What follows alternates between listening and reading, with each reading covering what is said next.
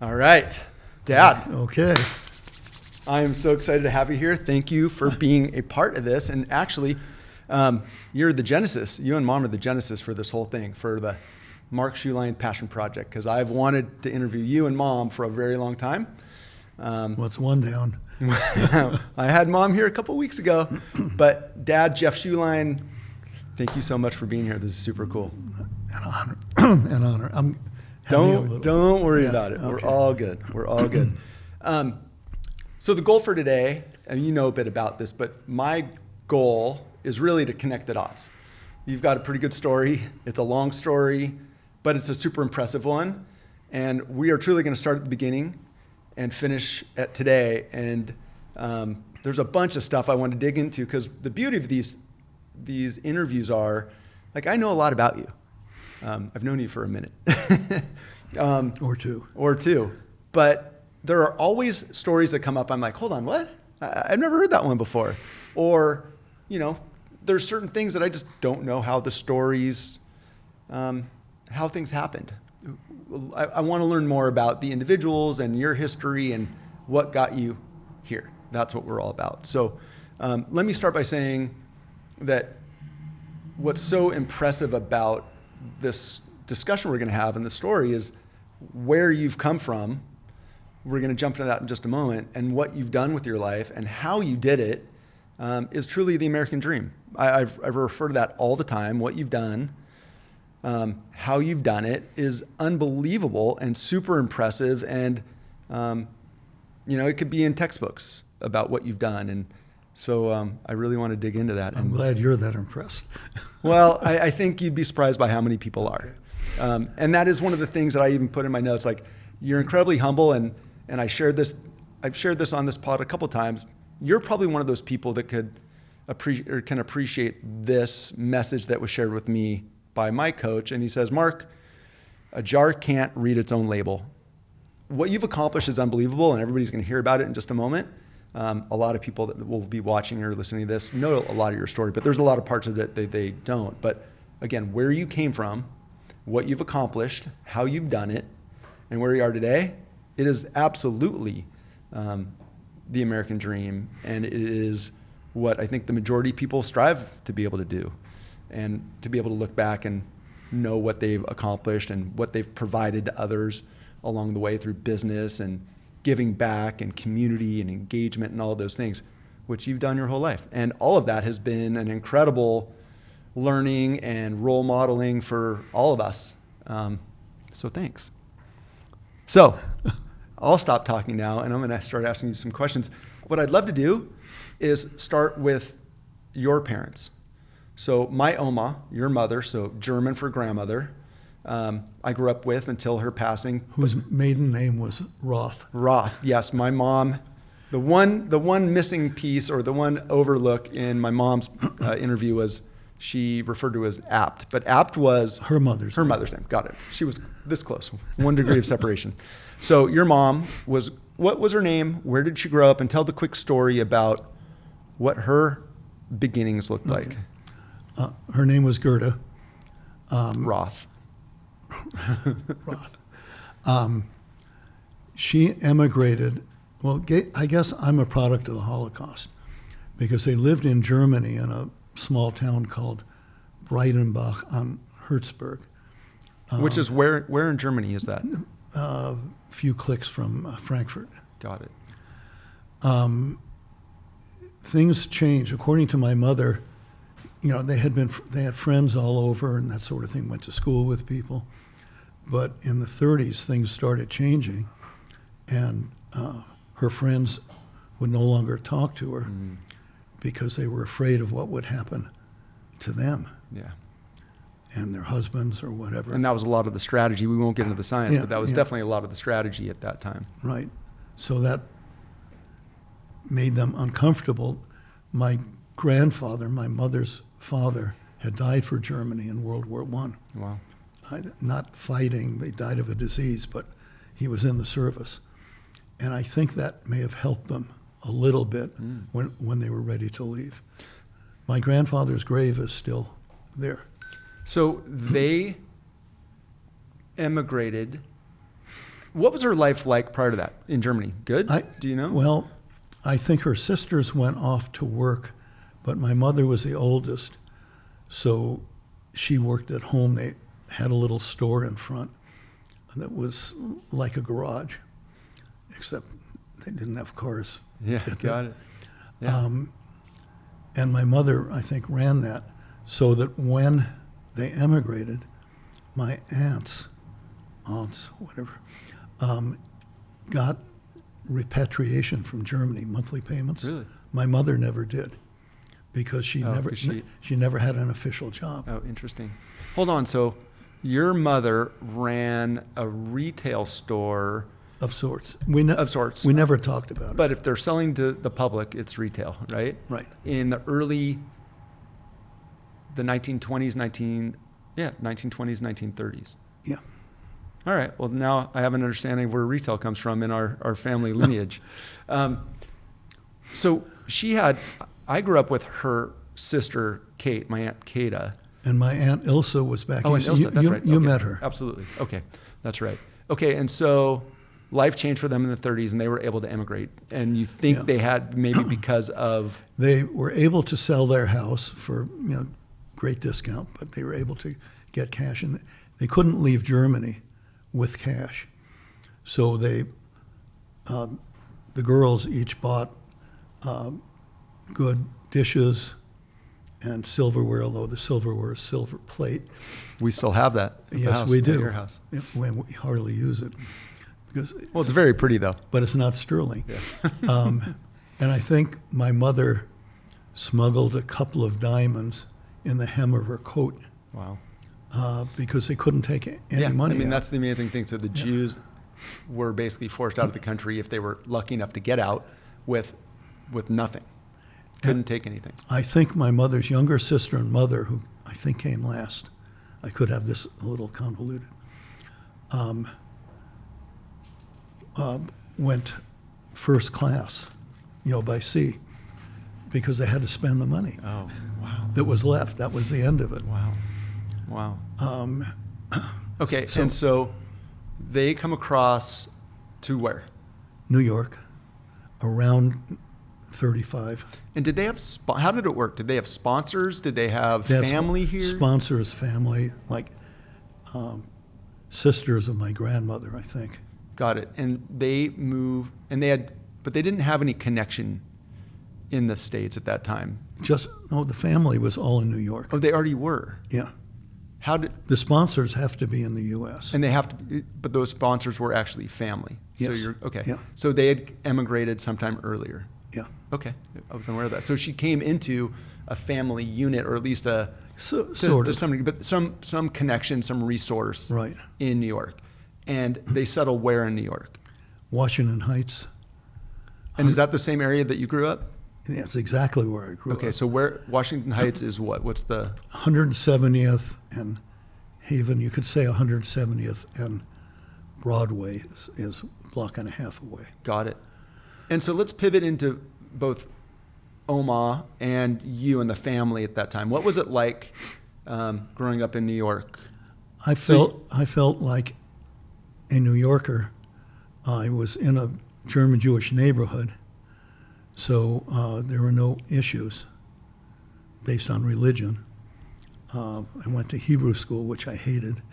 Oh, me too. Just What a ahead, surprise. right? No surprises there. Isn't it funny how we make our kids do things that we absolutely hated to do ourselves? Yes. Well, there's just enough for tradition.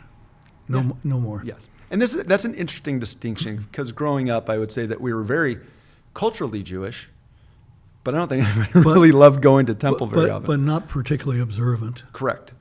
So That's the distinction. Cultural being celebrate with the family, and more Jewish friends than non-Jewish at the time, because it's sure. an easier connection. social connection. Got it. Yeah. Okay, more about New York. What was it like growing up there? And what was... Oh, I grew up there till I was 11. We lived on the third floor of a five-story walk-up, and the laundry was in the basement. So for my mother to do laundry. It's a lot of flights of stairs. It wasn't the fifth floor. It was the third floor, Third. but that's To the basement. 4 stories to the basement. And there was a coin-op thing there. And you left when you were 11. But what was Oma doing career-wise at the time? Or you were living there. Why don't you bring your father into the mix at this point? So now it's the whole family. My father's antecedents, his parents were German, but he was born in New York. What was his name? Jack. Last name was? Well, it was actually Jacob Schulein, but yeah. it was, his gravestone says Jack, and he was always Jack. Got it. So let's do this. When and how did your parents meet? I wasn't there. Yeah, that's a good point. I think around... This is all storytelling. I think around 38, and I believe that my grandmother rented an apartment in Washington Heights. That's where we grew up. And my mother lived there, and they rented a room. It was it had a living room and like a master bedroom that had been the dining room. And this had been part of a nicer apartment. That kitchen, bath, and one little room back by the door. And they rented that room out to my father. And I don't know the story, except I found 2 marriage certificates from my parents, 6 months or so apart. And Hold on, 2 marriage certificates. yeah, I don't think anyone was pregnant at the time. Oh. I think it was, so my mother was, Hold on, was it the same names on each of those certificates? yes. Okay. I suspect the first one was so my mother could have sex with my father, and that was to satisfy her, Oh, interesting. because it had nothing to do with pregnancy. So the second one was a more official way. Got it. That's interesting. Things have changed a little bit since You then, think? right? Yeah. Interesting. Wow. Okay, and so that would have been, if that was like 38-ish, that was only within a few years of your mother, and within 5 years of moving to the U.S. I was born in 42, so that would have happened around 40. 40. Okay. So your mom had been for a handful of years. Prior to meeting your father, what was your mom doing for business or for work in the U.S.? As far as I know, she may have worked part-time for a caterer. Got it. And that goes on. She ended up doing that more later in She life. ended which we'll up talk later, when I grew up, she was making some food like potato salad and coleslaw for a local deli. about. Oh, interesting. That wasn't a full-time job. She'd do it at home. And later on, I think I carried it to... Oh, is that right? Yeah. I see. Those are stories that you never hear because Well, they're so innocuous, but those are super My interesting. first job was for the guy who lived one apartment below us. In New York. Yeah, he had a man with a heart condition that imported candies like Toblerone. And he gave me a job delivering it. And it was like we were on 170th. It was, most of the deliveries were around 180th. And he told, I had a kind of a skateboard thing with an orange crate on it that I used to go all over. He told me not to use it. Why? Because it would damage the candy. Oh. Well, I didn't think it would, so I used it, and eventually he heard about it and fired me. That was my first job. First job. Well, we're going to talk a lot about your jobs, and I know there was a lot of that's not the only delivery job that you had in your life. We'll talk more about your jobs. So, and at the time, do you know? Well, we're going to jump ahead, then we'll go back. How well did you know your father? He worked a lot. Doing what? And I think I should say something about the economics of the family. They were very low, but they had the apartment, and my father, who was a lumber salesman in New York, had to have a car for the job, so they always had a car. He was a lumber salesman? Wholesale lumber. Did he ever drive a taxi? Yes. Okay, that's the story I remember. I think during World War II, he worked part-time driving a taxi. I had no idea he was a lumber salesman. See, Yeah. this is exactly why we do this. Because those are little things that I've never heard before. My father barely knew how to use a hammer, but he was a lumber Hey, salesman. as long as he could sell lumber. Well, ironically, jumping ahead too, so we already know that you were doing delivery. We already know that your mother had done retail. And then you go on to be a salesman. And then you go on to being retail. And I go on to being so there is some lineage pulsing through here. Okay, we'll get back to that. So let's go. What year are you born? And tell the story just about you, and you have a younger brother and what that was like. I was born in 42. My brother was born in 45, 3.5 years apart. So all of this is during World War II. Yes. Which must have had some impact on the Jewish community in New York and German Jewish community. and finances of everybody, right? I don't would know. think. I was too young. Got it. Okay. The first thing I remember vividly is at the end of World War II, my father took me out to see Hitler hanged in effigy Whoa. from a light post. Oh, somewhere in And, New York. they had the old-fashioned lamp Yeah. posts Someone had done that in New York just as a in our neighborhood. Yeah, wow. that's my first real Wow. world That's memory. an interesting memory. Wow. Well, it just tells of, I mean, you think about that piece of your history, your mother's escape of Germany just in time, and we'll call it an escape, forced departure, fortunate departure, whatever. Okay, so they meet probably by way of this room. Excuse me. They get married. They have 2 boys. They have you, and then later they have Rick. And before you mentioned when you moved out of New York. How old were you when you moved out of New York? 11. Why'd you move and where? My mother had a sister that was Kate in Long Beach, and my uncle Fred had been doing very well. He was in he got into Textiles? the knitwear business. Fred moved early because he was in the Navy and stationed in Long Beach, so he was familiar with the area. Well, anyway, he Oh, he was in the Navy. I don't think I ever realized. in the that. Seabees Got it. because he was German. He couldn't fight. Sorry. I don't think they let him fight in the Atlantic. Interesting. So he was in the Seabees in the Pacific. Do you have any idea how he got into the textile industry? No. Okay, No. got it. But, okay, so he was familiar with Long Beach because of his military deployment there. And I'm guessing the textile industry in Los Angeles was part of that draw? Don't know. I don't Okay. know. I mean, I grew up with them. What was their last name? Newberg. And we're still very close with their descendants. They live here in town with us.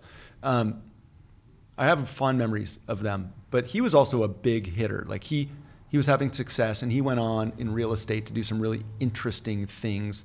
Long, Like that he never saw the rewards Right, from, right. but have been, I think, he was just a super speculative buyer of real estate out in the middle of nowhere, believing that sometime in the future it would be developable land in demand, and that's what's come to fruition. Pretty, maybe almost a futurist of some sort. I mean, super interesting. Okay, so you moved to Long Beach. You're 11. Your brother's 9, 8. What's life like in Long Beach? Long Beach, Very different than you're in suburban Long Beach versus. very different, almost no Jews. But I had a social problem when we moved. A social problem. Yes, in that we drove to California. And I remember my father saying, you have to be careful because there aren't that many Jews. Before that, I had never given that a thought. Mm-hmm. And because of that, when I got to California when I was 11 and starting junior high, Yeah. 7th grade, because of that, I went into a shell on a social level. Based on the fear of based on what he had said, or Yeah, based on an experience when you got there? No, I really didn't have any bad experiences. I mean, maybe a couple little things, nothing that was significant. But he scared you into a quote unquote shell. Yeah. Interesting. So that was the case pretty much through high school. I had some Jewish friends that we met through the local temple. But So your quote unquote social problem remained. Like it continued. yeah, but then I got to college. I joined a partially Jewish fraternity and kind of returned to normal. Okay. What happened around, I mean, so you're living in Long Beach. What was the family doing? How was economic situation? In Long Beach, my father came out as a picture frame salesman selling to stores, which was close to lumber. But then he got involved with a friend in a carpet store as a salesman. Had no interest in it, no financial interest in it. And I think he made a living. And As a carpet salesman. retail carpet salesman. Okay. Yeah, and we'll get to that later. Mm-hmm. And then a few months before he passed away, he opened his own small carpet store, bought an existing store. Where was that? North Long Beach, about 2 blocks from where we lived. No way. It was kind of, I mean, it had been there, but wasn't a great location, and it didn't have stock on hand and whatever. I think in the 6 or 8 months that he was alive before he passed, after he bought the store, he probably made enough to pay off what they paid for the store. Excuse me. All right. So your dad is a retail carpet salesman, buys a business, and then he passes.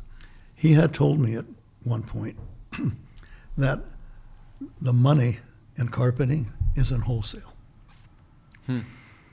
So And you put that in your memory banks for a while. yes, I did. Got it. So after We'll come back to all this. If Okay. anybody, So- there's some foreshadowing happening here. Go ahead. No. But around this time, what happened? You mentioned your father passes. Okay. Suddenly of a heart attack. How old were you? 17. My brother was 13. So you're still in high school. Yes, a senior. One of the first things that happened was, I think the first day, my mother said to me, "You're now the," I mean, it had been a total shock, but my mother said to me, "You're now the man of the family." And I took that too seriously where my brother was concerned. How so? Well, we've always had a shitty relationship ever since. Were you just I think he resented. I tried to take over. It was the wrong thing, but what did I know? Yeah. So in what way, just for clarity, you took a father figure role with him, you were demanding, No. Yeah, I tried to. Never happened. Got it. Probably demanding in some areas. I don't remember which. But I wasn't there as a friend and helper. You weren't a big brother, you were Yeah, right. something else. Right. Okay, got it. Interesting. And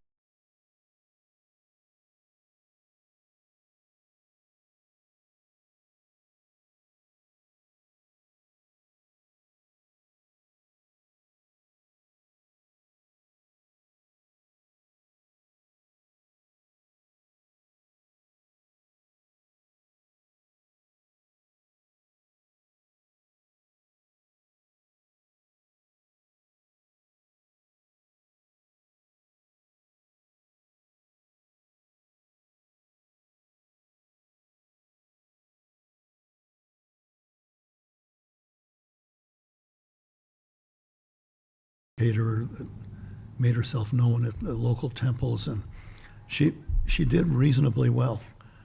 She cooked out of the house. She hired help when she needed to, mostly to serve, and she did big events. But it was a different time with relatively low-key, non-gourmet, and much of it was Jewish foods like knishes that she made herself. got it. I'm going to press pause for 1 second. The one thing I'd like to get from you is what are your memories of, again, I grew up with your mom until she passed, but what did, from like a engagement, that's the wrong term for family, but as a family, what was your dad like, if you remember? What was your mom like? My- Loving, supportive, tough? What was that growing up? There was never a lot of emotion. I mean, With either one of them, or?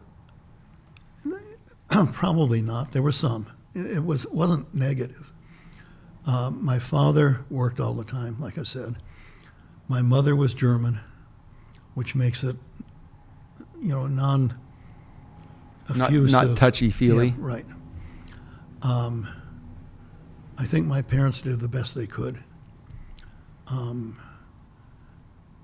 one thing I should mention, which just I thought of earlier, when my parents married, the deal between my parents was that they had to speak English at home so that my mother would learn it. My father was fluent in German. Oh, he was. He grew up in a German area on the Lower East Side. I had no idea. Got it. But that was the deal.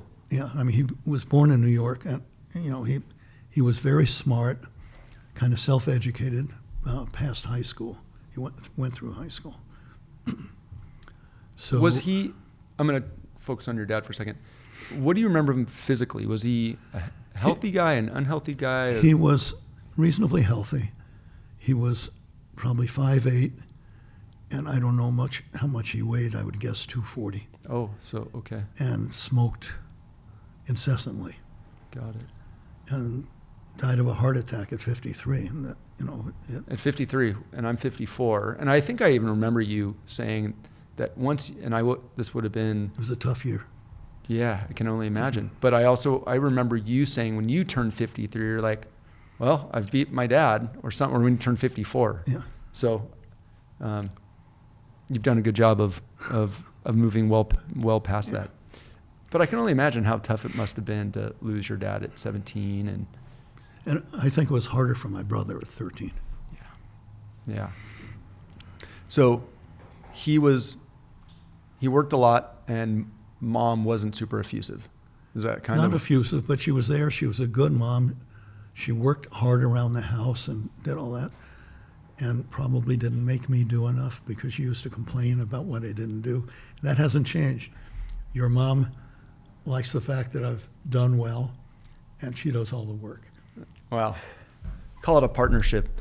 Where do you think you got what do you think you got from each of them? There was love, but it wasn't touchy-feely. Got it. And what about genetically? Smart or? That's just a guess. My father was very well read, equal to college graduates. My mother, I think, as you're going to ask anyway, had some business savvy. She did the catering, and she had grown up in that tiny little store in Germany. So once my father passed, the first job I had was closing his store, and that fell on me. It wasn't that hard. It was just the way it was. And that was my senior year of high school. I went to college for 4 years, didn't graduate, but Where'd you go to school? Long Beach City for a year, 3 years at Long Beach And State. what was the cause of you not graduating? Lack of interest, no major. Really, no major. Yeah, and at the end, probably grades because I wasn't interested. And you said you paid your own way? Yeah, but Yeah. yes, but Yes, there was but. virtually nothing. Were you working at that time? I always worked. Okay. The Let's go. We're going into this. Well, let me frame it this way. We're going to get into your business world right now. Let me say this. Yeah. The first 2 years of college, my transportation to school was a motor scooter. Oh, I know this story. Go on. Well, that's pretty much it. Okay. That tells you. How was that experience of riding a motor scooter? I Was it a Vespa? It was a Vespa. Okay. Why didn't you keep that? It'd be really cool to have that antique right now. So would some of the other cars that I had later. Yeah. But why didn't I keep it? No. So I had to sell it. But riding, I'll jump ahead. It was 10 miles each way. You made it very clear to Doug and I growing up and Mike that riding motorcycles or anything with the motor was not permissible. I had too many near misses. Yeah, exactly. It definitely left a mark because that was an unequivocal. I got the only in our house. unequivocal. Yeah. Unequivocal. Yeah. Well, there might have been some other ones, but that one was Well, very that clear. was more clear. Yeah, but clearly it left a mark on you. So real quick, it's off topic, but you brought it up. You've always had a passion for cars. If cars were driving by here from a certain era, what could you tell me? What era and what could you tell me? The era was when we moved, 1953. My father had ordered a new Chevy Bel Air sedan that never got delivered. So we ended up coming out to California in the 48 Dodge, which, except for overheating once or twice in the desert, did fine. Oh, so you guys drove from New York to California? Yeah. Ooh. Was that cool? It was Remember? okay. It was hot, no It was air hot. conditioning. Yeah, I can imagine. Okay, so back to vehicles. I think we came out in June or July Oh, yeah. through the desert. So when he was going to get that 53 Chevy, I started getting interested. And I don't know the timing, but in the 50s, I knew every car. And you still can, for the most part, For the most you part. can look at a vehicle from that era. From the and- 50s and to some extent from the 60s, but mostly the 50s. Yeah. I mean, yeah, you've always been able to go, oh, that's a 54, blah, blah, blah, blah, blah, Yeah, da, da, da, right. which has always been neat. And you're not a car nerd, but you've always appreciated a good car. This is another story. When I invest in cars as a hobby, I might Hold have, on. Is a car really an investment? It's a purchase. I don't know. if it's an extra car because you like old cars, it's an investment. But you never did. No, because I never Had a felt like garage? it. Oh, Never had a garage, and for the most part, didn't really have the money because when I started making money, I started buying real estate. well, we're going to So, get into that I in just a know, I minute. know. Yeah, the motorcycle thing was always one that was crystal clear. The fact that you always recognized cars was always interesting growing up going, it was super cool, just an interesting trait. Okay, so we're going to get back into the business. We were going into that. So you did 4 years of college, you didn't finish, you were still living in Long Beach. You said you always worked. So let's talk about what leading up until, what jobs did you hold pre-finishing college? Okay, I worked in the carpet store my father had worked for. How old were you when you started there, do you think? Well, probably 17 or so. That's right. Well, That's when I you remember when my father died, I was working at a gas station, and I had been doing that for a while. got it. So that's while he was still And that alive. was after working in the store that he had worked for. No, that was before, Oh, okay. I think. Well, if you gauge it based on when he passed, where were you working when he passed? Do you recall? Because you were 17. Gas station. Gas station. Okay. After gas station. And the carpet store may have been before. Gotcha. I didn't do anything with carpet. I was just doing filing for them and finding bottles of liquor in all the file cabinets. And my father was part of that too. Got it. Got it. What else? What other jobs did you hold over those years? I worked for my Uncle Fred, stocking shelves and whatever. In what kind of facility did he have? He had A warehouse or a store? He had a small warehouse. It was all wholesale. Okay. He didn't In have a Long store. Beach? Yeah. Okay.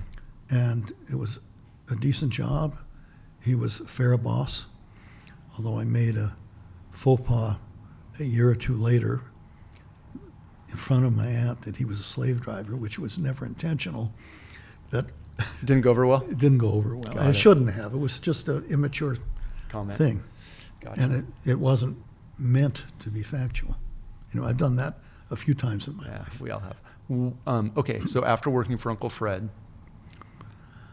I don't know that I can define everything. Yes. The Jewish Community Center in Long Beach was brand new and opened. My Uncle Fred was a significant contributor, and they had a pool deck with an area that was going to be a snack bar. So I don't remember. I was in college and pretty early on. So it was probably my freshman year, or probably, I think it was the summer after my freshman year. I think my uncle was instrumental in me getting it as a What's it? the snack bar, as kind of a concession. It was empty. They furnished it with all the Racking. tables, racking, fryer, grill, all that. And I had a friend at college, a woman whose mother or parents had a hamburger drive-in in Compton. Compton was a little different. a little nicer Yeah. than, or parts of Compton. So I went to work for them free for a few weeks. Like an intern of sorts or Yeah. something. And I learned most of the business. And my mother had been a caterer, and I had helped her. So, So you ran this. I did. I opened it. I ran it summers, This is the JCC snack bar summers, plural. How long did you run this for? probably 3 years, and then Rick took it over Oh. with my mother. Oh. I had the best years because at the beginning it was new, and I made really good money for a summer for those days. That let me afford a car. I mean, I never owned a new one, but I was able to buy a car and pay for the insurance. And, Where were you living at that time, post-college or during college? I lived with my mother the whole time. She had a house in North Long Beach. Where was it? At near Atlantic and Artesia, which is almost Compton. Got it. Interesting. Okay, so you run that for a few years, then you turn it over to them. Why did you turn it over to them? Because you had another opportunity? What were you doing? What happened? What was going on at that time? I was leaving school, and I remember I got not COVID in those days. What do kids get? What's the kissing disease? Anyway, I don't know. uh, Cooties. now you'll get the answer to this later. Okay. But anyway, I got that, and I had time on my hands. I decided to get a real estate license. Okay. Why? Okay, I don't know which came first, but I had a girlfriend, I think when I was 18. I've told the story a million times. I want to see if I have Okay. it right. Had a girlfriend when I was 18 whose father was a real estate broker. And he gave me this simple formula which worked in those days. It would still work today, but with some changes. How much do we have to pay you to say that out loud? It's not, Okay, I've told a lot of people. What's the formula? The formula was buy a house for 10% down, which you could do easily then.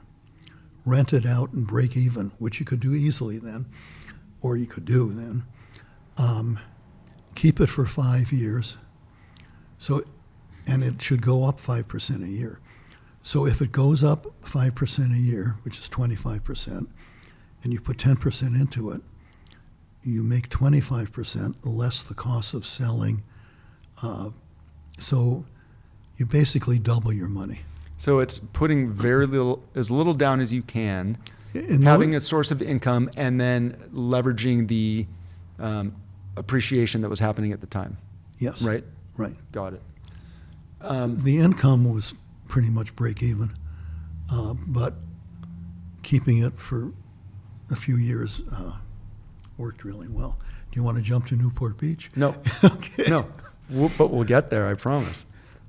Many of these are stories. I'm glad. I've told that story a lot of times. I've told your story, yours and Mom's story, so many times, and sometimes I find that I'm off in my storytelling. So You might want to put some of these pieces together, but that's your business. we're doing it. You're doing it between Okay. this and Mom's. We're already doing it. Like I said, that story is one because of your real estate world. It's starting there. That's the story of kind of the genesis of you getting It into is. it, and it's this simple thing. But a lot of people get advice, and it's just in one ear out the other. For you to kind of start what's arguably one of your biggest areas of focus in your life based on the advice of a gal you dated whose dad was in real estate. It came from her dad. I understood, but again, often for most of us, it's in one ear out the other. Not for you. So what did you do with that knowledge? or that? When I was 18, my mother, brother, and I put $500 apiece in. And your brother was 14 at the time. Yeah. Okay. His bar mitzvah money or some of it. Wow. My bar mitzvah money, some of it. I mean, we didn't get a lot, but I think it was probably $1,000. So we each put up $500, and my mother did. And bought a house in North Long Beach, 2-bedroom, 1-bath. I don't remember what I paid, but followed the formula, and it worked. Then, So which means you sold it in 5 years yeah, something like that. and then parlayed that into. So I was in my 20s. At that point, I didn't parlay anything. Okay, you just took I just did that. Took it, and When you sold that, where did your mom and your brother go? well, when we sold it, if it was 5 years later, let's see, 1823, that's around when I got married. I don't know if that had anything to do with selling it or not. I don't know. Okay. Don't remember that. So you got married at 23. 24. At 24. Okay. I mean, that's pretty young. And let me just congratulate. It not was not days. then. Yeah. And your wife of almost 60 years, my mom was in that chair. And she was a college graduate when we got married. Yes. And if anybody would like to learn her story, they can watch that pod or listen to that pod as well. Let me just stop and say, hallelujah, thank you for, I mean, it's an incredible, your stories are unbelievable in so many ways, but what you've done from marriage and parenting, we'll get into the business, but thank you. You guys have been the best. I mean, we've been blessed to grow up with you guys. And we've been blessed by our offspring well, as well. it's a little love fest, but I mean, truly, to be married for 60 years, yeah, a lot of good stories come from that. You're exaggerating, but not by much. No, well, you're coming close on it. You're getting close. So you get married at 24. I mean, we're going straight into that. Well, I think I'd like to keep going with the business part because that continues to grow, and we'll loop back into mom and then kids and all that stuff. Business didn't happen till after we were married. I did that one real estate investment, and except for a couple little things where I put money in, which never worked that well, I didn't do any investing. So what were you doing at that time? Well, I sold real estate for a year, and in 1960, Hold on, you sold real estate. I got a license. Yep, you mentioned that. So this is residential real estate? Residential real estate in Long Beach. Working for an agent in Long Beach? Yeah. First year, I made $10,000, which was an effing lot of money for then. But I decided I didn't like doing business with friends. There was too much responsibility for me to want to. I had a couple of bad experiences and decided. Just within those couple of years of doing that? Yeah, exactly. Got it. I really did it for 1 year, and then I did a little bit piecemeal just to hold things together. Well, so 10 grand. In 1963 or 4 was a lot of money for a kid, you know. What do you attribute that to? Were you good at something? Were you a grinder? What was it? A grinder. You were a grinder, which continued. I've never considered myself to be a super salesman, and yet I've done great at selling, mostly based on follow-up, follow-through, and building relationships. Okay, so those terms will come back. What was next? You decide not to do the real estate gig. What do you do? You decide not to be a real estate professional. Right. I got a couple of little jobs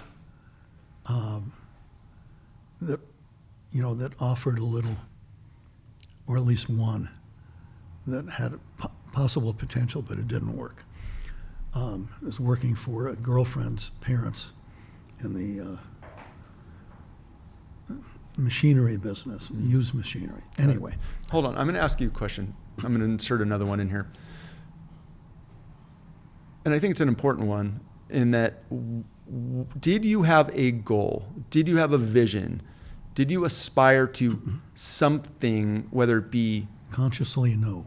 No. So you were just doing what you needed to do to survive. You weren't going to survive, but it was clear, I think, that I had a path towards business. Because when I was 21, and I don't know if you've heard this, so that was after I sold real estate for a year because I had some money. I bought a hamburger franchise. It was Tell me more. it was on property owned by Gulf Oil, next to a excess property next to a gas station. I think it was in Maywood, and there was this new franchise called Mighty Mutt. Mighty Mutt? Yeah. So it's supposed to be hot dogs, but it's clear that that was not going to work out. So I think I opened their first one, and quite possibly their last or next to their last. So I gave them all my money, which maybe was $5,000, and borrowed maybe $5,000 from my mother. So this was a true franchise model. A true new franchise. New franchise model, yeah. Put together by a promoter. And in 4 months' time, I was out. Oh. I would have been bankrupt, except they just let me out. And But you I didn't get any. bankrupt. They didn't give you any of your money back. No. You lost it all.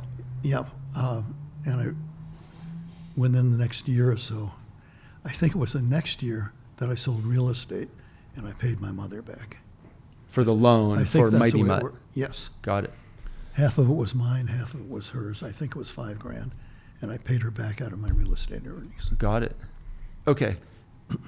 I hadn't heard Mighty Mutt ever before. I don't like, it's such a disgusting name. I don't like to talk about it. But it's interesting. A lot of most successful business people talk about failures as being drivers of their success. Did you take anything away from that? Yes, I believe that to be the case. Can you pinpoint anything in No. that? Other than you don't like to I fail. knew I screwed up. I could use different language. You're welcome to use that language here too. Don't Okay. be afraid.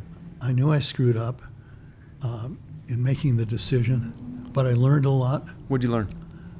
Anything in particular? To be careful making investments, and to do a good job with personnel. I don't know what. Any other But- failures that piggyback? Or No, was that the big one? That was the big one. Gotcha. Okay. And then where'd you go from there? You were doing real estate. You paid back grandma or Oma. No, And then? I went from Mighty Mutt to real estate. Yeah. And you paid back Oma what you had Yeah. borrowed. Right. Where did you do after real estate? After real estate, my father had said to me early on that the money in carpet is in wholesale. So what'd you do? So I knocked on doors at all the carpet manufacturers and wholesalers in Los Angeles. I got an offer from one company that wanted you to make presentations out of a folder. I didn't take that job. Instead, in talking to people, I had to have some carpet experience. So I got a job in a carpet store. Where? It was in maybe Downey, near Lakewood Boulevard. I think the city was Downey. It was Al Terrence Carpet out of Huntington Park. And I was there for a year. I learned how to drink from the guy I worked with. That's a skill that you mastered over the years. Yeah. That I've cut. Yes. He was a drunk, and I You've helped. but never been that, other than maybe once or twice that I could speak of. I don't remember. Yeah. Okay, so you get a job there. And I got a job there for a year, and in a year's time or so, that store closes, and I go to work for Sears, selling carpet. And during that time at Sears, which was terrible, I was knocking on doors, the same people I talked to before. But now you had experience. Now I had the experience, and I got a job with a wholesaler, a distributor called DN&E Walter and Company. And they hired me as a trainee. That's about the time we got married. And after a few months as a trainee, they started a carpet mill. The idea was I'd be a trainee and I'd sell the products they had. but then they became a manufacturer. And it was a straight commission job, but they provided a car at the beginning. And it started getting good. Got it. You know, my territory was San Clemente to El Segundo. It's a big coastal, developing. Just coastal, but not inland. You know, today you'd go best territory in America, but at the time things were a little bit different, but it was very hyper developing at the time. Inland along Orange the coast. County, Los Angeles were better. Better, right. So how does that go for you? Pretty well. So, okay. So you get married right around this time. Get married before I was out on the road. Got married while I was still a trainee. I was making $365 a month, and your mother, as a Teacher. teacher, was probably making $385. Wow. So that's what we started with, and was, you know, an underpaid but, you know, livable. Yeah, and at wage that time at the time. you're 24-ish when you get this job. Yeah. How long did you hold that job? Almost 10 years. Yeah. That job was really a driver of everything else, Everything right? else. Okay, so let's jump ahead, and we're straight into the meat of it here. You end up, shortly thereafter, you have me, 1970, and then you guys make a big move. What was your move? All right, when you were born, we lived in Cyprus, in a house we bought for $23,000 or so. Was that your second New. investment, your second purchase? No, we had semi-bought a house that I had sold to my mother when I was in real estate that was a rental for her, but it was empty. We moved in. I fixed it up. It was supposed to be a purchase, but then she kept it as a rental, and that was fine. Let me ask you, the house that Omag lived in Long Beach when I was a kid, is that one that you guys purchased? That's the one we grew up in. Oh, no, that was the one we I remember it. I remember the steps up the front. Yeah. I remember the big weird bird candle, like weird memories of that house. That is the house that we started in. Would that have been your second piece of real No. estate? First, and we didn't really own it. We didn't have title. We didn't make any money or lose money on really? it. Wow, We interesting. just fixed it up a little and just gave it to my mother, back to my mother. Got it. And She lived there a long time. yeah, but first it was rented. But Interesting. she still had the house in North Long Beach. Got it.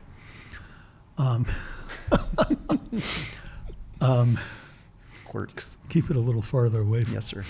Um, Okay, so Long Beach, and then you have me in Cyprus, and then we bought that house in Cyprus for $23,250 new. It was a 3-bedroom, little family room, and 2-bath. it was very close to the horse racing. Right across the street. Okay, got it. The lights from Los Alamitos Shined in the. shined in the living room windows. But I have to tell you, when your mother saw the model of that house, she burst into tears. What? Because she was so happy or so unhappy? Yeah, no. It was Oh. happy. Wow, what's making you tear up? I don't know. No. And I do this. Well, that was a big deal, Occasionally. right? I mean, if anybody listens or knows my mom's story, I mean, she comes from very little, and so I would imagine Actually, she comes from a little less. a little less. But moving out here as a teacher, meeting you within a few years, I can only imagine buying a brand new home. I think within a year. Buying a brand new home has got to be a life-changing like I can only imagine. For both of us. For both of you, yeah. Now, Mom tells the story of, she said that at this time, you possessed this level of confidence that almost like you knew, I'm going to quote, almost like you knew you were going to make it. I would trust her word, because I don't think I'd tell that story that way myself, but I don't have a different story. Well, that was her perception of Yeah. you at that time. You know, I heard that, and Yeah. I'm not disagreeing with it. Well, so how old were you? Would have been, you're buying a brand new home. You have a little baby. And you're buying a brand new No, you were born when we lived in Cyprus. in that house. But that was the house you're talking about, right? Yeah. That was, she saw the plans for it. She Right, burst into tears. right. It's incredible. She saw the model. And then, but you didn't stay there that long. You were born about a year later. I think we stayed there 2 years. Got it. And I had carpet accounts, up and down the coast. And I disagree with you on something that you said on the interview with Mom. So this is where I'm going to get corrected on a story that I've told 10,000 times. So I'm publicly saying I had it wrong. I'm getting directed right now. You just had it a little wrong. Among my accounts up and down the coast was Newport Floor Covering, which you mentioned. But they were very nice people, and we had a good relationship. We didn't do a lot of business. Oh. But we did some business. And ironically, they were in Corona del Mar on Pacific Coast Highway for Right. decades and decades, and they are now directly across the street from where we're sitting. Right, exactly. It's different people. Yeah. But at the time, the owners were Don and Marilyn Bolton. They were very nice people. We had little in common, but they were very nice and very accommodating. And they were about 30 years older than me, 20, I don't know. Got it. So it was your territory that... It was my territory. But got it. after a while, I'd have lunch with them occasionally, and I would pay. Well, I Big hitter. was Yeah. on You were sales. straight That's the way- commission, yeah. and that's the way it what worked. I did. But they introduced me to their landlord, who was upstairs, Walt Boyce. Mm-hmm. We were just talking Yeah. about Walt a little earlier. And he's the one that told me, I think either when I first met him or when I started buying houses in Harborview, and that should probably come first. Oh, yeah. You can tell the Walt All story. right. Well, he told me when I was buying houses in Harborview how lousy an investment it was. Oh. And I had that story wrong too. The way I would say it is that the way I've said it so many times is Walt had advised you that chasing rents and fixing toilets when you own a residential property is a lot of work. But if you get into commercial, it's triple net leases and the tenant is obligated. I think some of that is your story. It's I'm probably, not sure. I've told it so many times, I've made it the way I want it. But we missed the part of moving to Newport. So we were in Cyprus for 2 weeks. 2 years. 2 years. And during the course of that time, we visited the models at Harborview Homes. Why? Because I wanted to move that way. I liked it. I thought I could see the value in real estate being better there. And you were exposed to it because of your territory. Right. Went all the way to St. Clemente. So you were spending a lot of time on the road. How did you get exposed specifically to, of all those communities, why Newport, why that area? What do you remember why? I liked Newport. Okay. Just because so were you spending a fair bit of time I had here? accounts there. And, I spent too much time with Newport Floor Covering because we were friends. Even though they didn't buy that much. Okay. Right. So, all right. So tell us about, so for reference, you're talking about Harborview Homes, better known today as the Port Streets, incredibly exclusive, very high-end, beautiful community. Well, we decided to leave Cyprus. We rented that house out for a year or two because we couldn't sell it initially. And then our first house in the Port Streets was the biggest model. It was a 5-bedroom, 3-car garage, 3 baths, and we paid around $45,000 for it, including the land, which was optional. I've always understated. I've always said it was 35. No, What street? Port Ramsgate. Yep. Kid that I grew up with named Tim Gilroy ended up growing up in that house after you sold it. In that house, Yep. his father just passed away. Oh, is that right? His mother was gone. Gotcha. His father just passed away in an auto accident. Oof, I'm sorry to hear that. But you were only in that house for a short amount of time. A couple of years. 2 years. And then you moved somewhere else in the neighborhood. To- Why? to Why? Port Why the Stanhope. pivot? Port Stanhope was a slightly smaller house that had more to it. It had that, you remember the opening and then the other room. Yeah, there was like the garage. It was almost Yeah. like a separate house with a bedroom upstairs and the pool table downstairs. Yeah, exactly. And a pool. It was a big No, property. Well, it was new, so Yeah. we put a lot of it was the big property. Because we wanted a pool, we probably could have wedged a pool into Port Ramsgate, but So let me ask you this. What's your head's, how are you feeling? You've bought this brand new custom home in Cyprus, and then you make a decision, you move down to, none were custom homes. okay, but they're new. Yeah. New home in Cyprus and a kid. Then you move to the Port Streets, buy a brand new home. Have a kid. Have another kid, Doug. And then 2 years later, you move to another one, so you have room for a pool. Pretty different from where you were 5, because at that time, Well, you're still not even 30 years old. I was making good money. I mean, I can talk about how much I made because in 1969, I just remember The year I was born. Okay. 1969, I think I made $39,000, which was an incredible amount of money. And this is all by way of your carpet. So Carpet. why were you so successful in carpet? I've never figured it out exactly because I'm not a super salesman, but I was really good at follow through. I'd have a conversation with someone and they had an issue that had to be dealt with.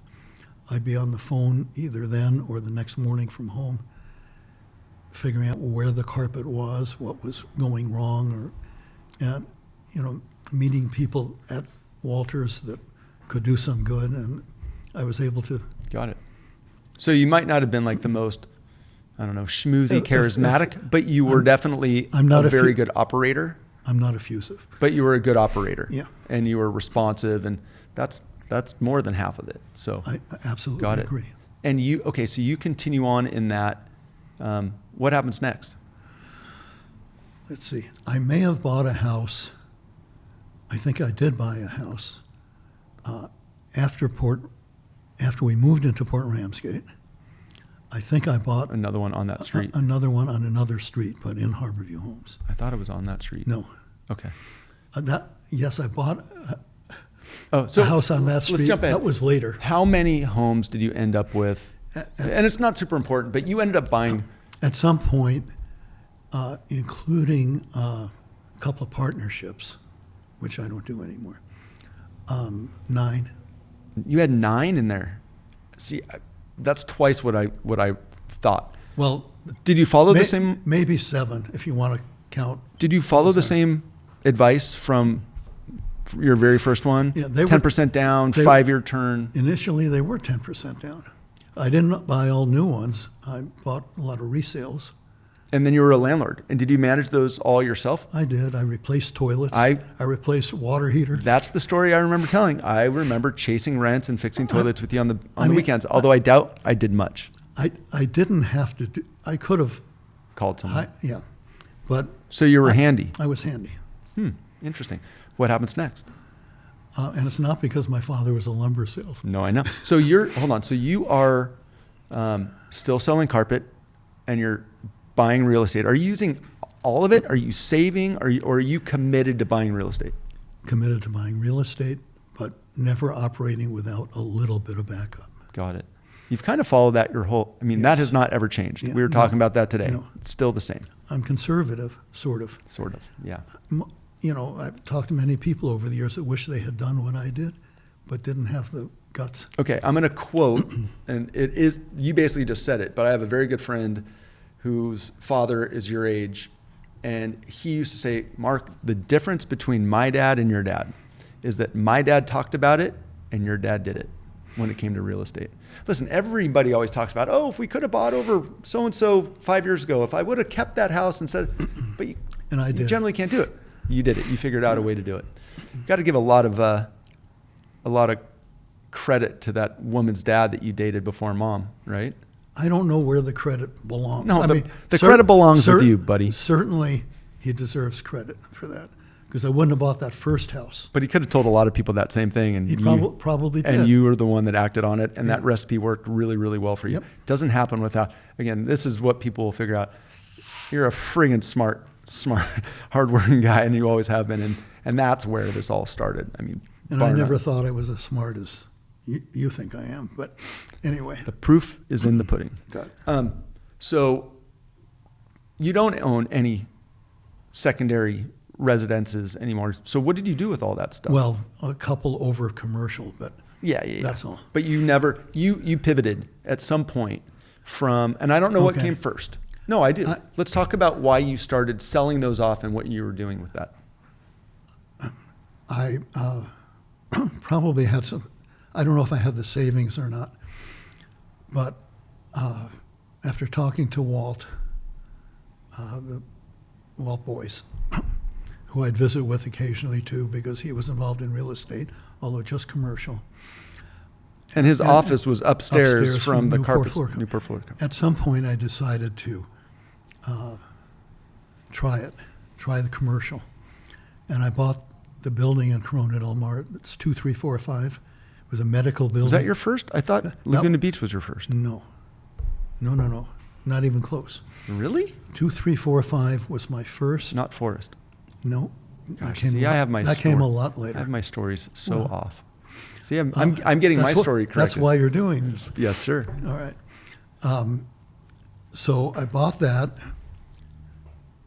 and Which you still hold. still hold. I don't want to mention values or income. No, there's no need to. But Did you have to sell any of the residential properties to fund those? I'm not sure. Did the same model work on commercial as you followed for residential? At the beginning, yes, I was able to buy the first two buildings for 10% down. That's amazing that you followed that same strategy. I might have paid more if I had it down, but I didn't. Didn't have to. I didn't have more because I was cash poor. But I think I always had some. So it was, Hey, over how many years did you acquire all those properties in the Port Streets? we moved there in 70, 70, and we moved out of there 80, in 79. 79. And you unloaded them all during that time? No. Not during that time, some afterwards. What would you guess the average appreciation annually of residents at that time in that community? It was pretty good, but it was relatively small numbers compared to today. I'd say on an average, there were some bad years, but on average, at least 10% annually, 10% annual. which would have doubled what my formula was. And what kind of interest rates were you experiencing those days? I don't remember. They were higher. They were probably 7 or 8%. For those of us that are so used to and waiting for it to drop back down to To threes and It fours, ain't going to happen. and it never, I mean, what was the average interest rate do you think you dealt with for 30 years? 7%. Yeah, where we are today. Which is interesting. What's the highest interest rate you've ever bought something at? I don't know. Probably double digit, low doubles? No, I don't think I ever was You never willing to do got that. it. I had some seconds at 10%.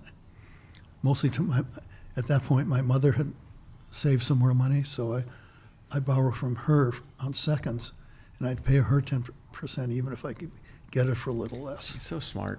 See, those are the little things that nobody knew what was going on, how you were bringing your mom into it. And That's the only way. I occasionally borrowed from her, and I paid her off pretty quickly, but to help me buy a building.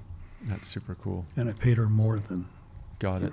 So ultimately, and just for context, those homes, this is safe to say, those homes that you haven't held in decades, when you were buying them at 45 to maybe 100 was the most you Yeah, spent, probably. you would stick a 0 or 2 zeros behind that right now. At least. At least. Untouched. I mean, it's staggering appreciation in that Tell you community. one little story about your mother. While I was doing that, there was a house in Big Canyon, and I had never bought anything there. But it turned out that it was the last $100,000 house in Big Canyon. It was a resale. And your mother didn't want me to buy it because it was a more expensive house than what we lived in. So I didn't. Got it. Well, we could have been neighbors with my wife's family. But your mother hasn't given me too much real estate advice.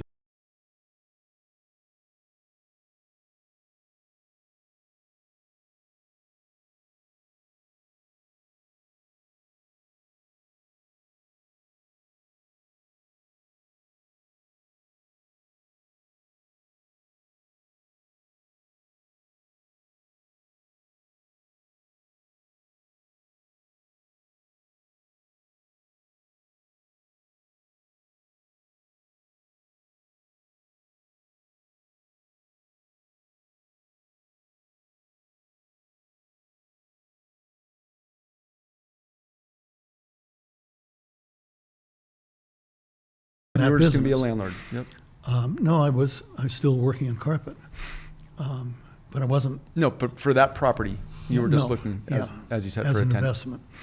But when they decided to retire and they refused to sign a lease, a 5-year lease, because they were too conservative, that took out of the market all the buyers for a business, with one exception, and he offered me a 10-year lease with no cost of living increases, and this was in the 70s, when the cost of living was going nuts. So I said no, and I thought about it, and I decided I should be able to do this. So I negotiated or whatever, we came to a deal, and I went to work for one of my not a carpet account, but for a hardware store. There was a friend of one of my carpet accounts in Redondo Beach. I went to work for them for a couple of weeks, and I don't know if I got paid or not, probably not. See, I didn't know this part of the story. Well, it was just for, Understood, just to get... I was selling carpet, so Yeah. I wasn't working there much. Yeah, sure. But I also Just to wasn't get an understanding. I also wasn't selling much carpet that late in my career Got it. when I knew I was going to do something else. Gotcha. So I got some experience and bought the store in Corona Del Mar. And the toy store was there for a few years after that. So it was a 4,800-foot store plus some warehouse space upstairs. And this would have been Yeah. 1974 or 5? Yeah, Okay. probably 4. And I just lost my train of thought. Well, and you took it over. You took over... I took it over. I bought it from them. What was it called? Crown Crown what? Crown Hardware. Hardware. And it had opened in what year? Do you recall? 1949. 49. That's right. Yeah. Well, I've seen your shirts. You buy a store. You own the real estate in Corona Del Mar.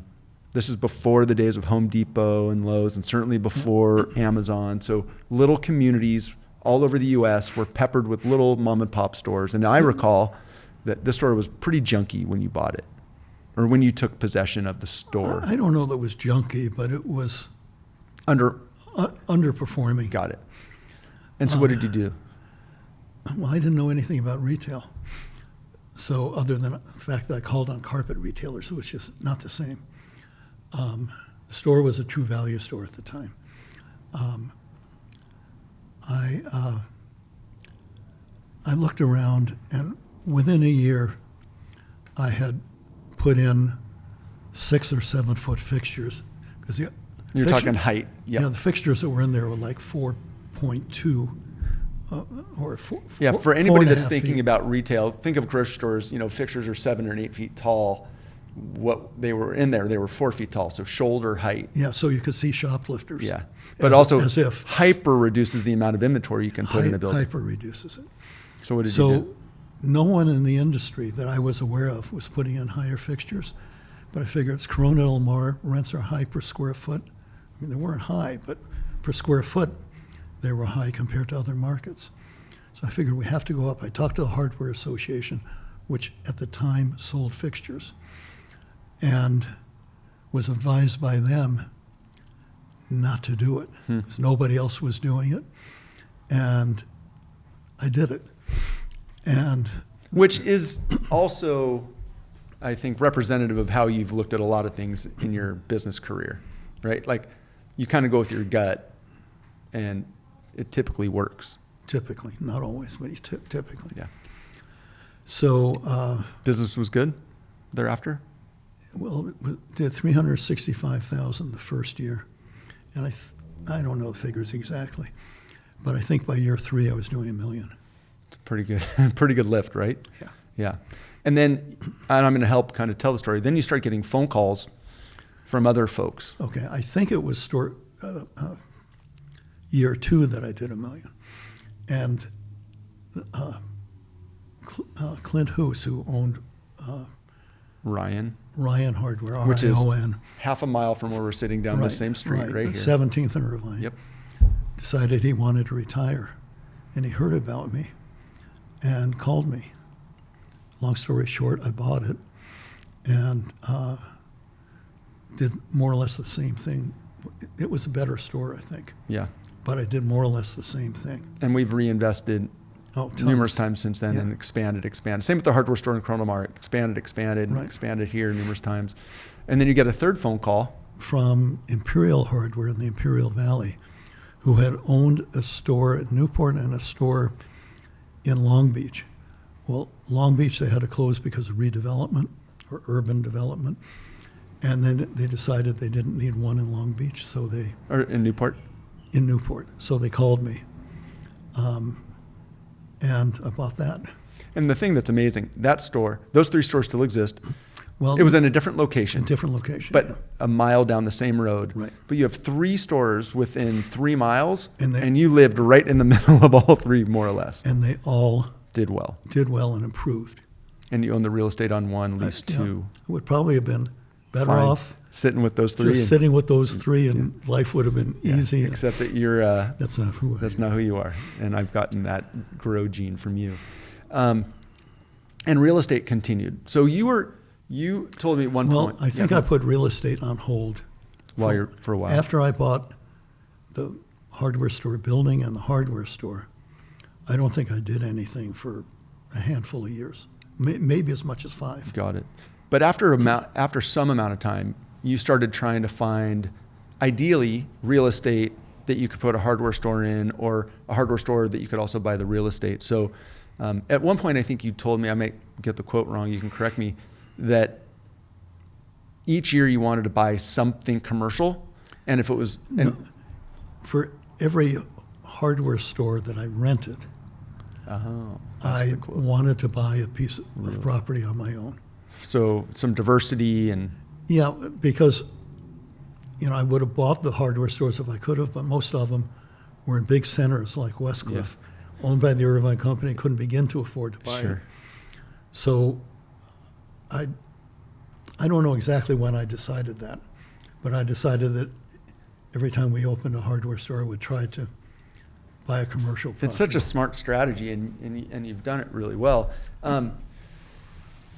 We could keep going, but so that was in the 70s to about 80, and there was many other stores. I came on board, we'll talk about a bit, in the early 90s in 94, and you already had 8 stores. So Dad, we were talking about the hardware stores and the evolution of Crown with you and the growth of it, and I mentioned that when I came on board, you already had 8 stores. So I was pretty far ahead of the curve.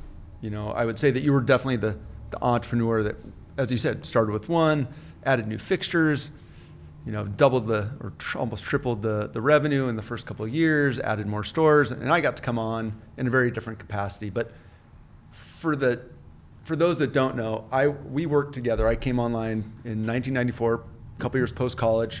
My degrees have nothing to do with business or running hardware stores. Which is one of the reasons that I asked you to start on the floor, and you didn't. Well, but I worked retail for a long time. My first job was at 13 at Surfside Sports, not far from here. I worked retail. Who's all the way through. interviewing whom? Well, but I think it frames the relationship. Yeah. But you can already see, and that's going to bring me to my first question on this in just a moment. But we ultimately ended up working together for a little over 20 years. What's interesting is I came on in 94. You were younger than I am today. You were 50-ish. I'm 54-ish. And I was 24 at the time.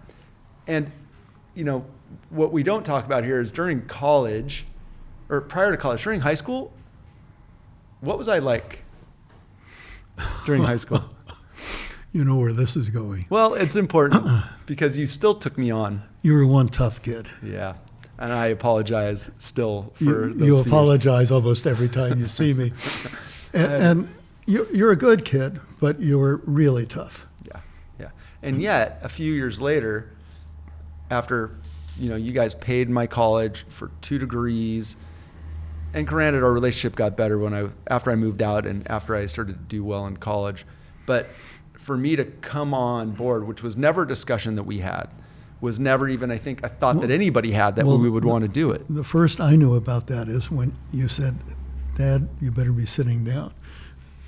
Yeah. Well, I called Mom when I was traveling, and I kind of had an epiphany that I'm like, I think I need to take this opportunity. I've told the story a lot that I interviewed when I got back from that trip, a couple of my friends' dads, Forey Olson and Conrad Baumgartner Sr., and asked them, what do you think? Here's what I'm thinking about. And they both kind of unequivocally said the same thing separately, saying, most people go into business with the goal of owning their own business. And if you've got the opportunity to try it and see if it works, you better try it. And that's what I did. So jumping ahead, how was it working with me? About the same as it was for you to work with me. Okay, go deeper so other people understand what we're talking about. We have different philosophies. And in retrospect, you had the right idea, but you didn't always express it right. You're a better people person than I am. I had to be well-rounded, and I had to deal with the numbers and the people. You, from the beginning, figured out that numbers weren't for you, but you're a far better people person than I was. And you ended up getting together with a far better numbers person than I was. I think we would argue far better, but... Well, I wouldn't argue. Yeah. He's referring to Matt Fales, my business partner and one of my good friends, who's, as I would call Matt, an idiot savant, more idiot than savant, but brilliant with numbers and a great person. We're very aligned. But it's interesting because do you remember, Dad, the two kind of business financial rules that you gave me growing up? Give me a hint. Well, there was two, pretty simple. Kind of like the real estate equation that you followed. You basically said, never carry a balance on your credit card and don't take on a business partner. Those were the two rules. I was really good with one. I've never carried a balance, but you brought me on as business partner ultimately, and then I brought on Matt, and both have been world-class, life-changing, super cool opportunities. But I would say that, maybe for me summarizing working with you for 20 years, we have an executive vice president named Frank Rogers, who's still he was your right-hand man. He's been good friends of ours. He's a stud, great guy. How many years has he been with Crown? Coming up on 40. Yeah. And he's getting younger every year. He's awesome.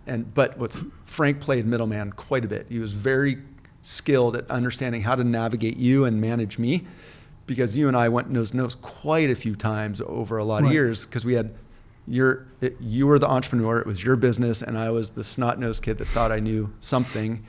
Sometimes I did, sometimes I didn't, maybe never presented it very well, but I would always say, or I would say right now, that my biggest accomplishment is working with you for 20 years and still loving you as my dad and not killing each other along the way. Well, I think that works two ways.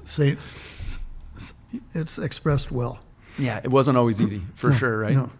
However, we did a lot of, by the time that you retired and structured the buyout, we were operating as many as 20 stores at one point. There's been a lot of evolution and changes along the way and since then. But yeah, we were a good partnership, even though it was probably challenging at certain times. But working with a family member, at least you have total trust and a lot of alignment.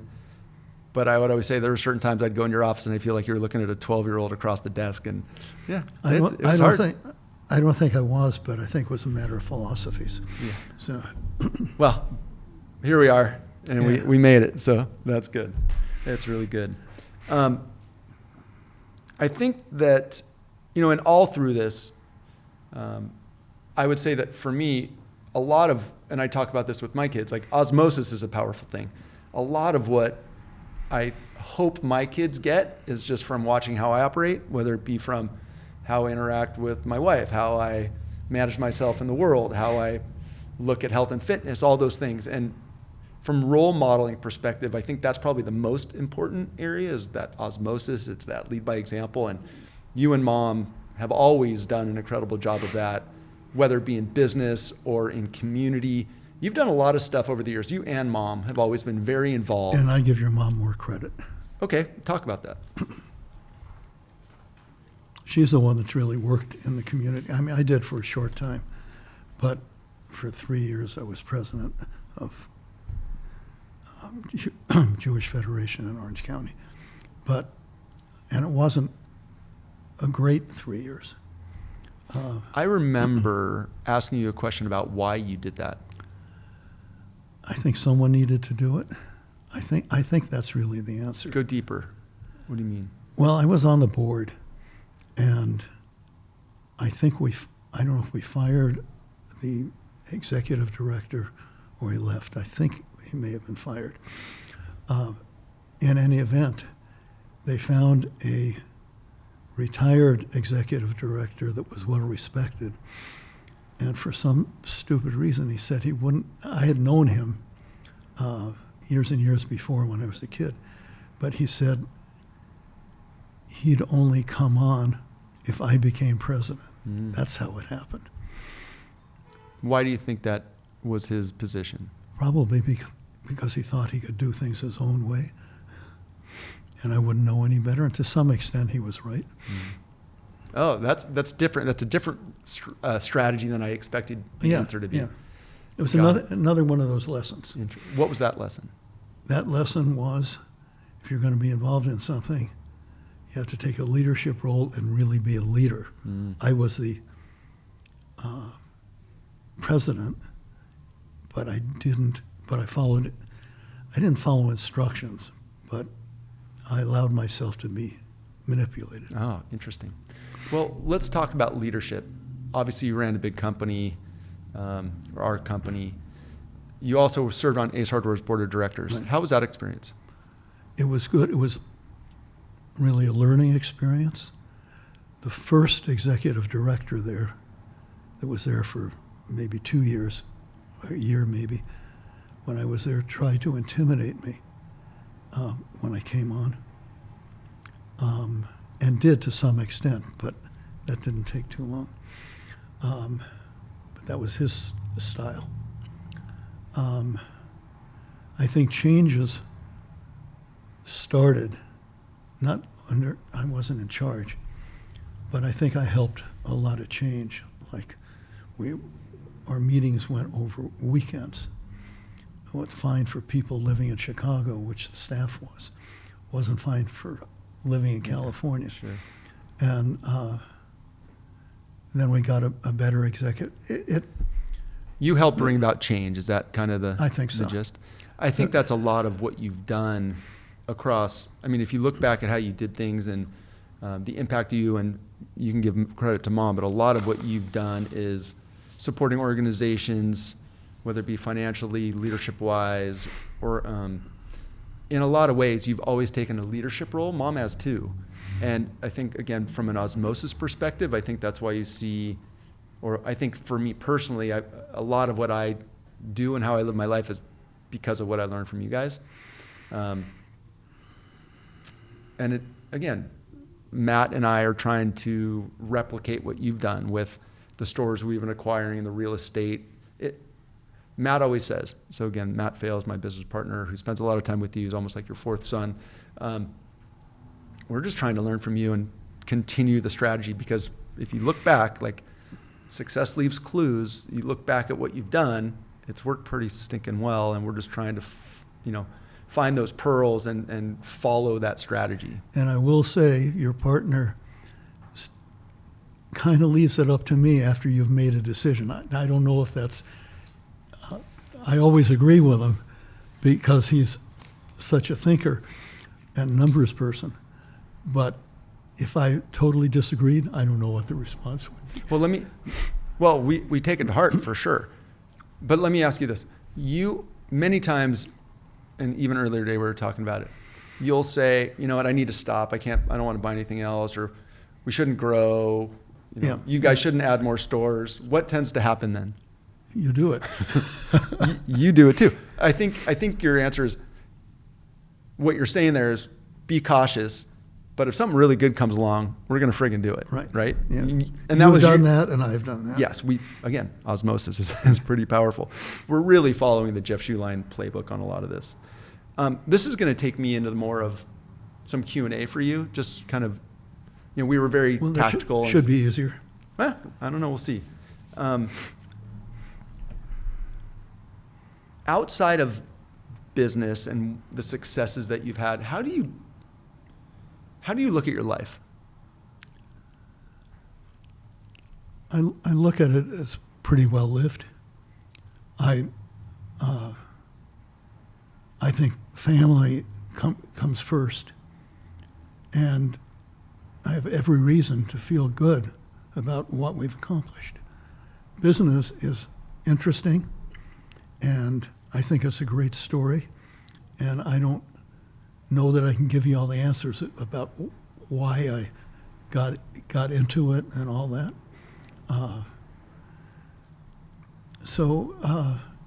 And I've never aspired to have a big boat. And part of doing real estate is I needed capital and I didn't want partners.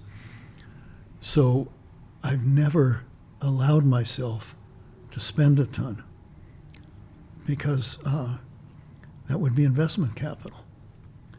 And when I bought things, I wanted to keep some reserves. So you've learned that lesson.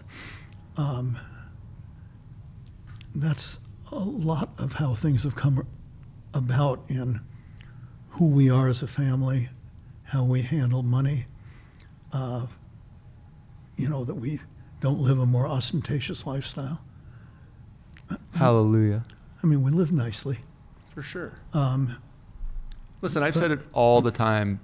Growing up around here, you see it all, right? Financially. And the people that I was always most impressed with growing up were some of my friends' parents that I knew they had a ton of money that you would never know by how they acted, how they treated other people, what they wore. They were just normal people that happened to have done incredibly well. And I would say that that's what you and Mom have done. And what you've done with the success financially and for others, I mean, it's super inspiring. And again, you've done very good things with it, both from leadership, financial, philanthropic. I mean, that's the measure.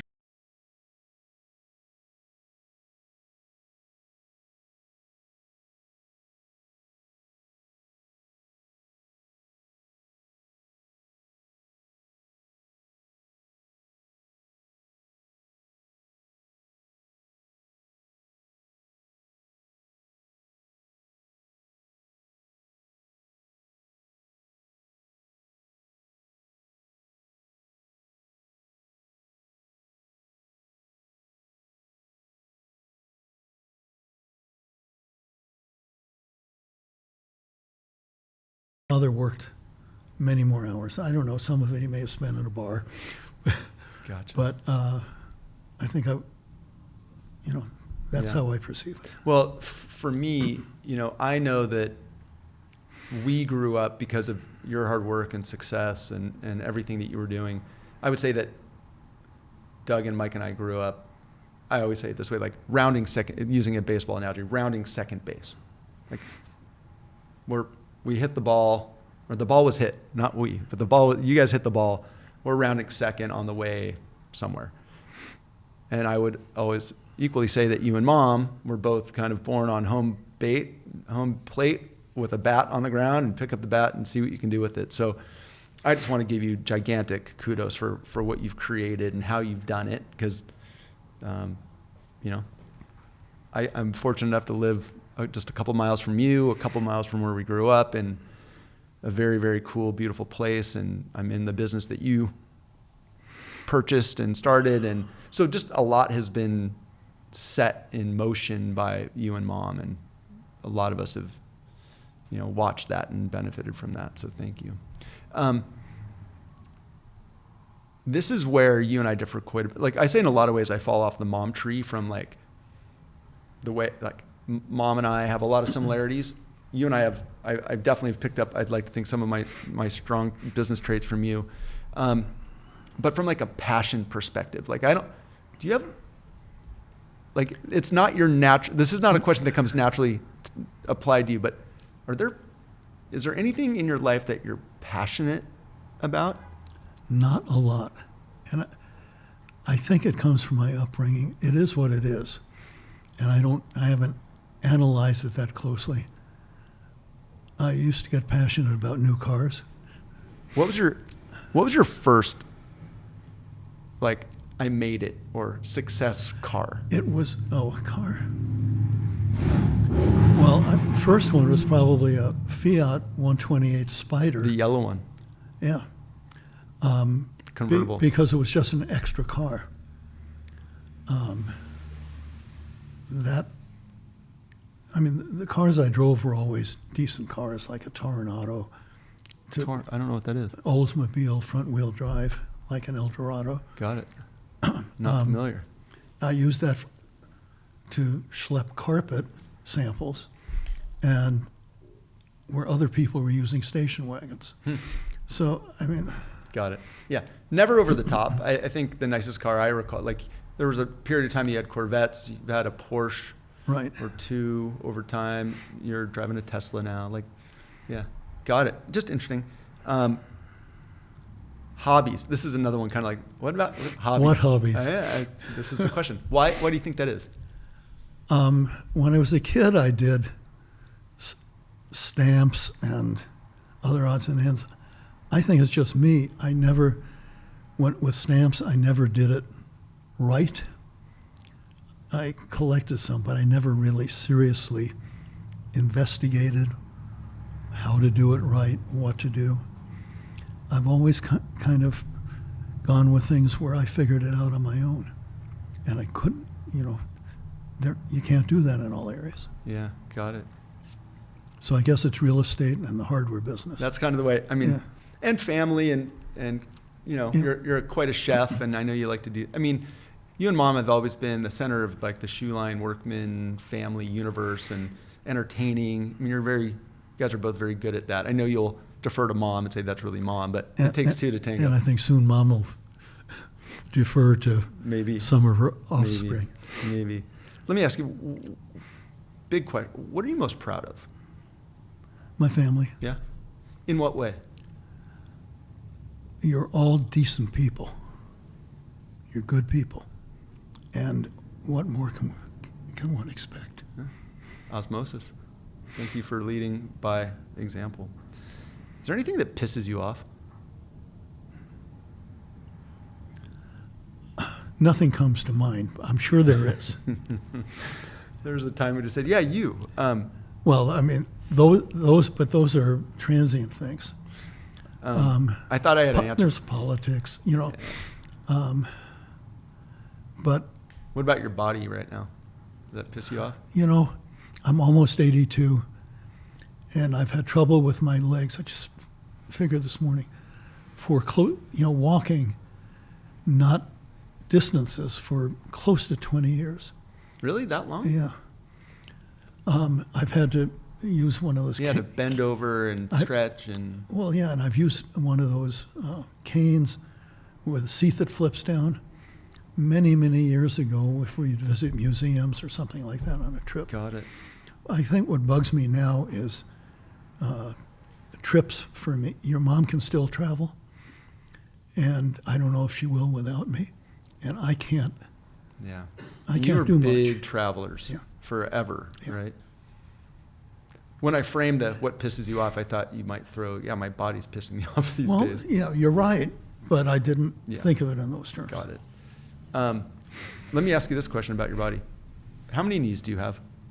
I have 2, How many artificial knees have you had? 3.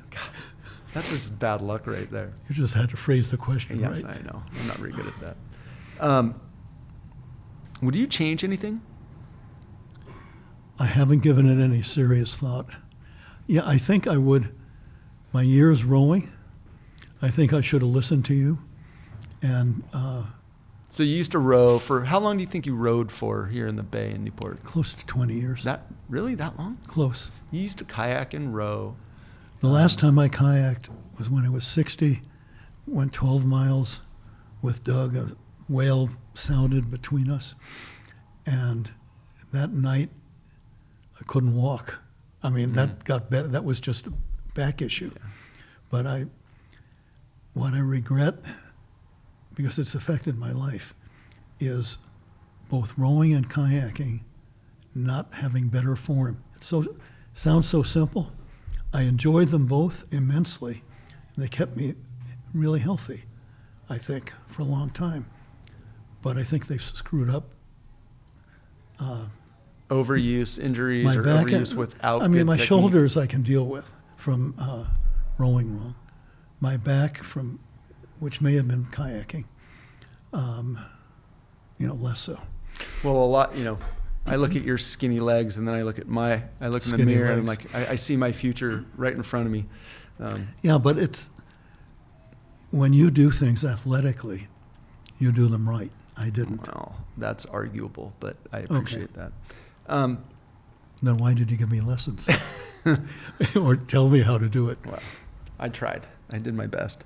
Dad, do you think you have with all the success and the things that you've done and continue to do you think that you have a superpower? Like, is there anything that, like, you have a skill set that is so significant or you're so good at something that it's enabled you to do what you've done in your life? You could probably answer that better than me, because I honestly, all my successes and whatever, I've never thought about how good I am or whatever. I mean, there are a lot, because every place you go, there are better people who do a better job. So it's not something I've consciously given any thought to. And maybe that's my superpower, that I don't think that high. I don't think badly of myself, but I'm not on an ego trip, I think.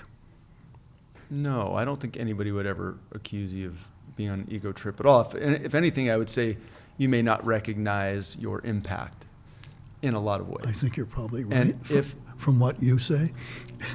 And I'm not disagreeing, but I am who I am. If you were to talk to Matt, who you guys talk a lot of business, he refers to you as one of the smartest guys that he's I know, and spoken with. I don't quite understand that. Well, but he does say that, and he's a very smart person. Absolutely. And you've made it. Again, you've created something that we're trying to emulate. And so... But I think to make it, you need to have a goal as to what to make. Okay, but... I never did. I just wanted to be successful. And then I just kept wanting to keep going. So you can truly say that you didn't have a goal, like, I want to make sure I think I always wanted to be successful, whatever it was. And I never quantified what that is. In the carpet business, I did well. Was that my goal? No. In real estate, I did well. That was a goal. And in business, success was a goal.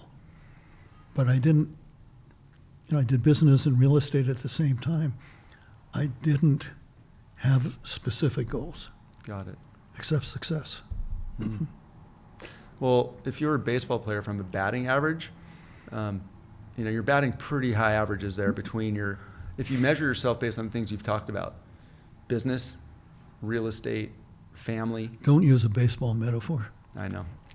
The fact that I can is pretty ridiculous, because you and I are cut from the same sports. Yeah, we don't watch a lot of sports. But the reality is, if you were to be measured or measure yourself based on your performance in any of these areas, high achiever, right? What you've accomplished in all of these areas. Except in school.